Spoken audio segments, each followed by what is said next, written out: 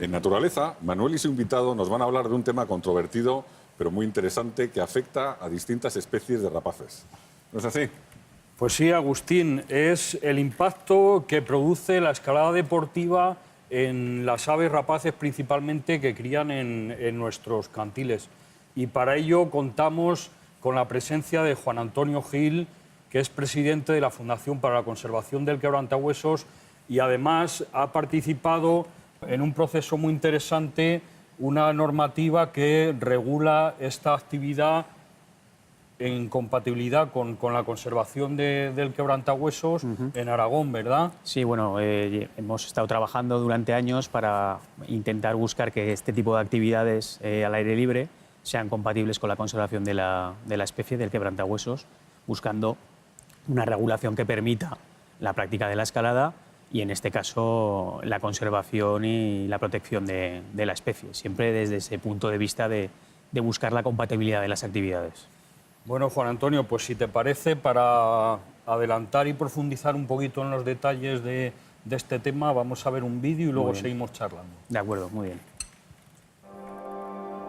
Las paredes rocosas constituyen el hábitat de una variada selección de especies de aves, principalmente rapaces, que utilizan los huecos y repisas para ubicar sus nidos.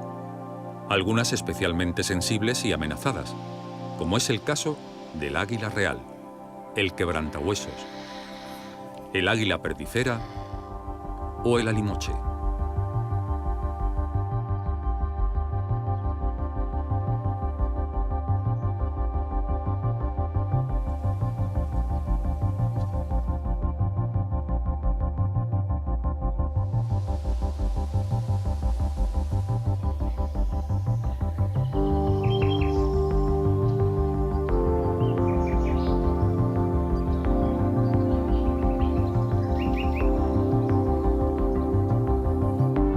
También son refugio de otras especies como murciélagos y abrigos de un patrimonio cultural heredado de nuestros ancestros.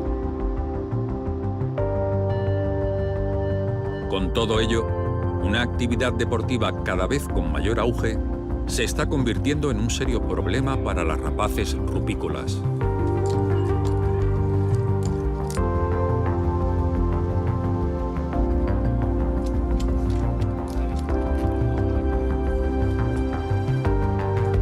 De entre todas las actividades deportivas que se practican en el medio natural, la escalada en roca era considerada como la menos impactante y más respetuosa. A mediados de los años 80, surge en España la escalada deportiva, una modalidad en la que se equipan vías fijas en la roca para proteger al escalador frente a posibles caídas.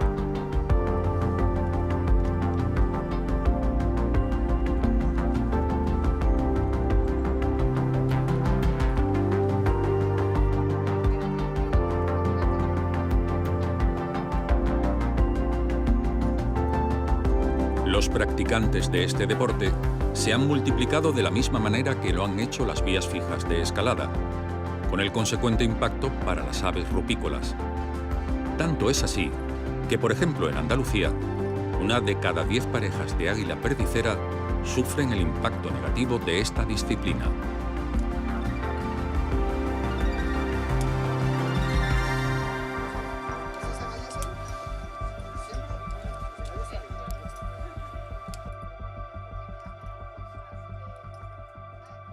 Según portavoces de algunas federaciones, se están haciendo esfuerzos por sensibilizar y plantear alternativas desde el sector.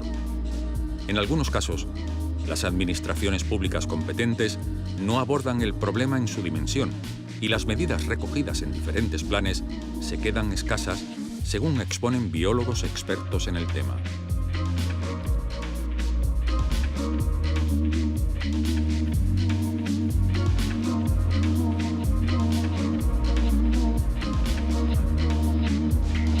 Algo que resulta evidente es que todas las partes implicadas deben sentarse para aportar soluciones realistas para un problema que afecta a especies amenazadas a nivel mundial, de manera que la práctica de un deporte tan popular como la escalada debe ser compatible con la conservación de estos valores naturales.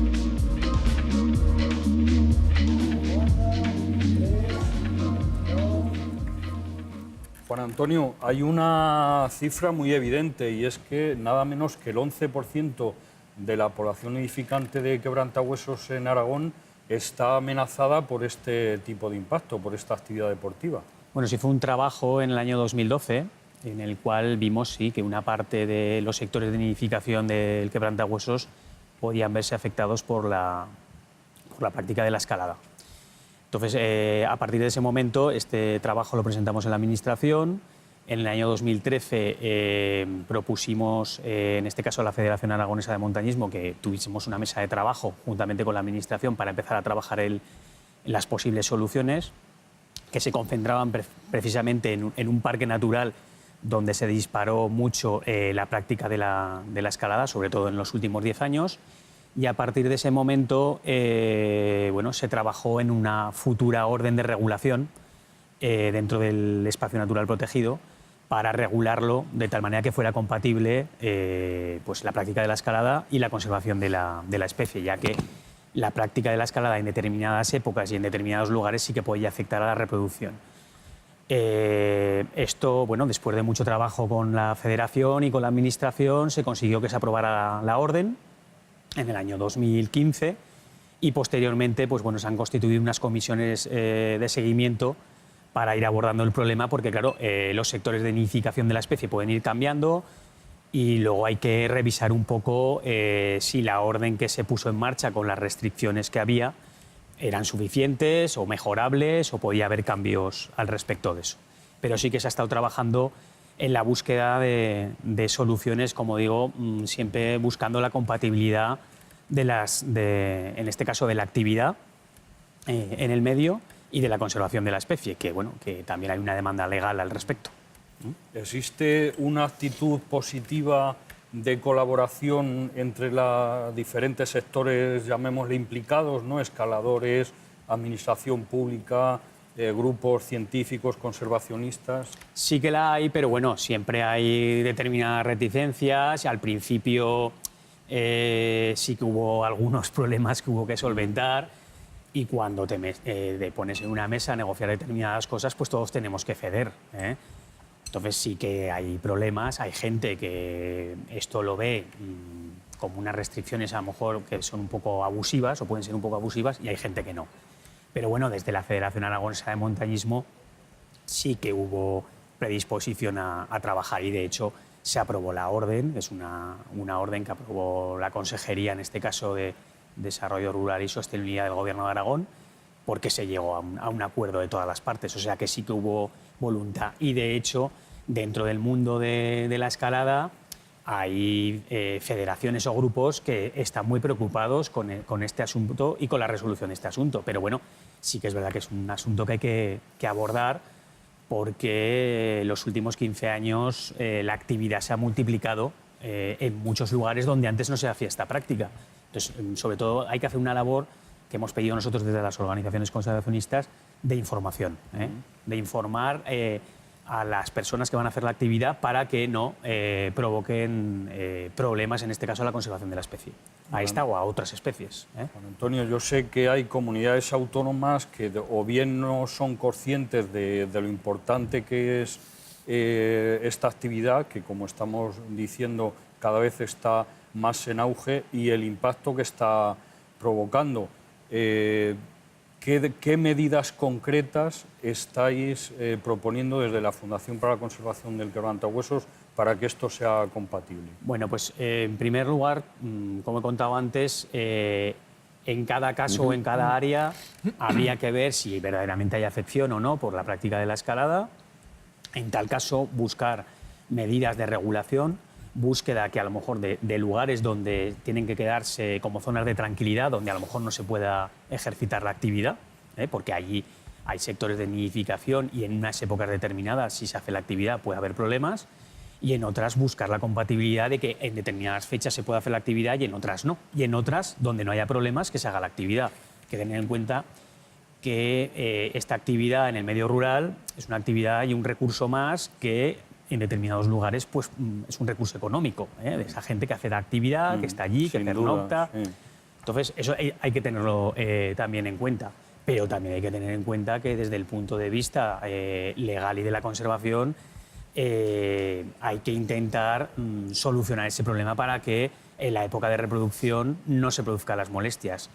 Hay ya trabajos científicos que ya determinan a partir de qué distancias se produce la molestia o no. O sea que todo eso se ha ido trabajando a lo largo de los años, se ha estado mirando y las soluciones están encima de la mesa. Sí que es verdad que hay administraciones que son más... que acogen esto con más ganas.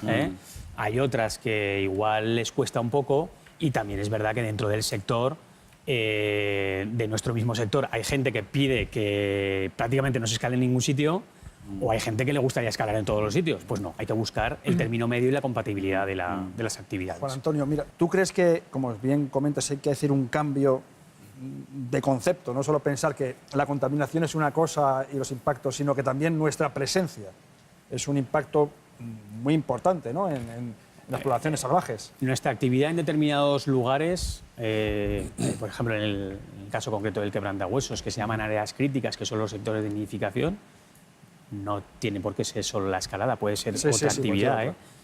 Pues bueno, en unas épocas determinadas sí que pueden causar un impacto y de hecho hemos constatado fracasos provocados por determinadas actividades, ¿vale?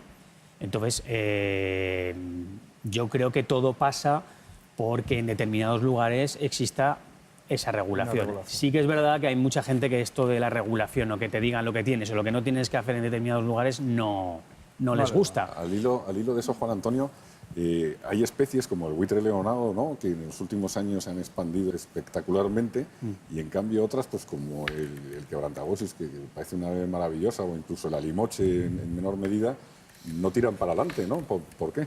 Bueno, el quebrantahuesos en los últimos 20 años ha duplicado la población, pero sigue estando en peligro de extinción porque no tenemos un suficiente número de ejemplares reproductores para salir de esa categoría.